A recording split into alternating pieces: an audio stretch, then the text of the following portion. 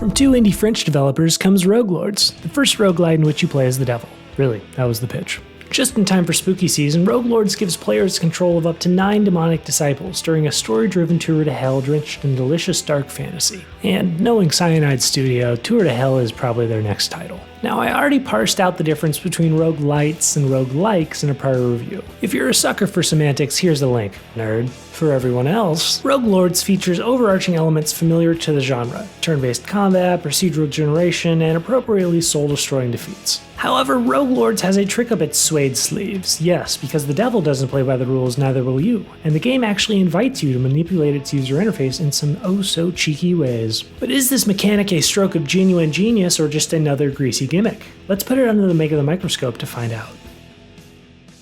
Roguelords launches with a welcome degree of polish, as evidenced by a lack of disappointed 2s in this scoring snapshot. And while I doubt anything in Roguelords will blow you away, there are still a number of things to celebrate here, starting with story. When it comes to plot, Roguelords knows what it's doing. Told primarily through 6 semi-interrelated tales in which your Death Eaters recover all 6 Horcruxes in order to bring Lord Voldemort back to full power and finally vanquish Harry Potter. Wait a second. Jokes aside, the writing in Roguelords is surprisingly playful. Dueling poet vampires, tongue and bloody cheek deliveries, yes, for all its emphasis on the occult, it's clear from Roguelords that France believes in a fun devil, albeit one who still partakes in the occasional murder. Delivering these often humorous lines is a more than capable voice acting cast, which injects real life into Roguelords' otherwise undead characters. And speaking of characters, allow me to remind my alarmingly handsome viewers that this micrometric relates to story, not gameplay. While the devil and disciples in Roguelords are fairly two-dimensional in a narrative sense, as combat mechanics go, they're varied and distinct. Some build out better as support, others as tanks, but experimenting with different combinations of both disciples and equipped relics is what makes each run feel fresh. That said, this isn't a one more run kind of roguelite. Each of the 6 storylines can take up to a couple of hours, so do with that what you will.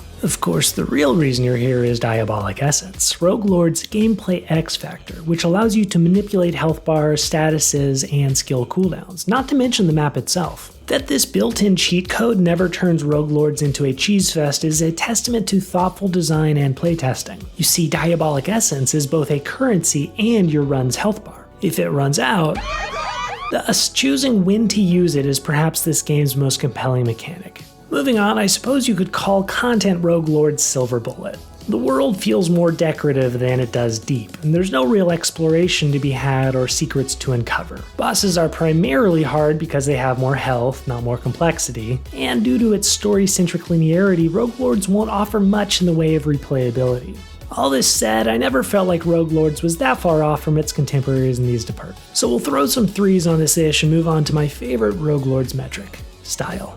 When it comes to art design, Roguelords is a smorgasbord of lovely hand-drawn goodness. From its almost oil painting backgrounds to impressive, impactful animations, I never got tired of looking at this game. I mean, watch Bloody Mary grab a red shard of glass out of her mirror at the start of combat, and look at how Dracula hunches over his cane and trembles when vulnerable. And them trees, There's a certain sinister beauty to this game's distinct color palette. Deep blues, reds, and purples invite you in before bright bursts of violence shock and awe. I suppose the only thing stopping Roguelords from earning top marks for its art design was its uniformity, as there's a good bit of visual repetition on display.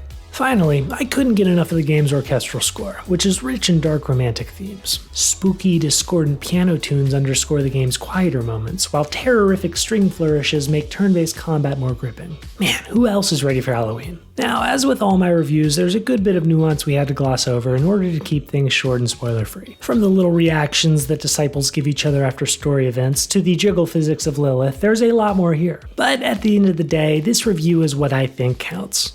After averaging up our micrometrics, Roguelords earns a respectable megascore of 3.43 out of 5. As always, this is Scope, and thanks for watching. Boo!